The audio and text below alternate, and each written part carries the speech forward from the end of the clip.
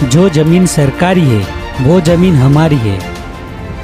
Vote हमारा, राज तुम्हारा, नहीं चलेगा, नहीं चलेगा।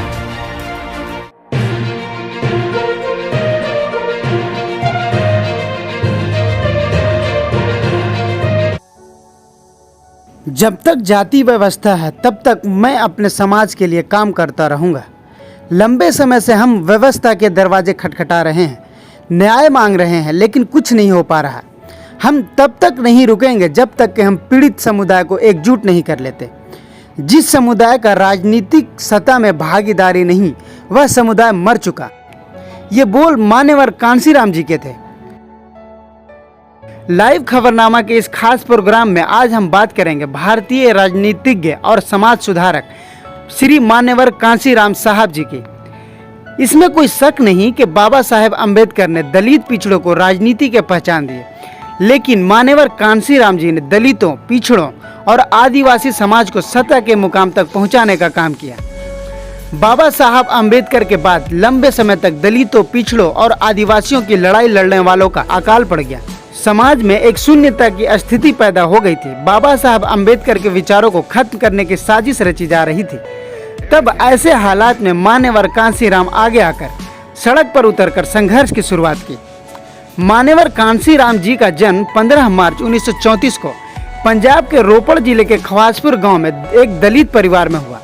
उनकी माता का नाम बिशन कौर व पिता का नाम हरि सिंह था। कांशीराम साइंस से ग्रेजुएट थे और DRDO में काम किया करते थे, जहां उन्होंने देखा कि वहां जाति के आधार पर भेदभाव किया जाता था। जो कर्मचारी बाबा साहब अम्बेडकर के जन्मदिन मनाने के लिए छुट्टी लिया करते थे, उन कर्मचारियों के साथ भेदभाव किया जाता था।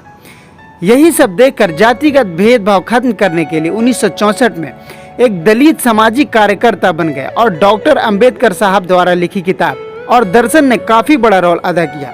1981 में कांशीराम ने दलित शोषित समाज संघर्ष समिति की स्थापना की और मौजूदा बहुजन समाज पार्टी की स्थापना 1984 में किया। अब वह पूर्ण एक राजनीतिक कार्यकर्ता बन गए थे और बहुजन समाज की सरकार बनवा दिया। लेकिन यहाँ तक का सफर इतना भी आसान नहीं था। दलित और शोषित समाज को जगाकर उत्तर प्रदेश जैसे बड़े राज्य, जहां गाय, गीता और गंगा जैसी संस्कृति में बंधे उत्तर प्रदेश में अम्बेडकरवाद का झंडा ऐसा फहराया कि सारा हिंदुस्तान देखता रह गया। उनके काम करने के तरीकों को देखकर लोगों को हैरत होती थी कि एक दलित परिवार में जन्मा बालक संसाधनों से जूझता हुआ अपनी धुन में देश के सड़कों की खाक छानकर दलित शोषितों को जगाकर क्रांति ला दिया। 1982 में कांशीराम ने द चमचा युग नामक किताब लिखी, जिसमें उन्होंने वैसे तो दलित नेताओं के लिए चमचा शब्द का इस्तेमाल किया, जो कांग्रेस या बीजेपी पार्टी के साथ मिलकर राजनीति किया करते थे। ऐसा कहा जाता है कि अटल बिहारी वाजपेयी ने उन्हें भारत के राष्ट्रपति बनाना चाहते थे, लेकिन उन्होंने यह कहकर मना कर दिया कि वह प्रधानमंत्री बनना चाहते हैं, न कि राष्ट्रपति। वहीं 1983 में सपा से गठजोड़ कर सरकार बनाई। अवसरवादिता को राजनीति का हिस्सा मानते थे। इसी नीति के अनुसार अपने विचार के दूर विरोधी पार्टी यानी बीजेपी को साथ मिलाकर बसपा ने 2 बार सरकार बनाई। अपने मौत के कई सालों पहले ही मायावती को उत्तराधिकार घोषित कर दिया था। जब वह काफी बीमार थे तो मायावती कांशीराम से किसी को मिलने नहीं दिया करती थी, इसलिए अंतिम समय में उनकी क्या राय थी लोगों को नहीं पता था। उन्होंने अनेकों ऐतिहासिक ऐसे कार्य किए जिसको लेकर इतिहास हमेशा उनको याद रखे।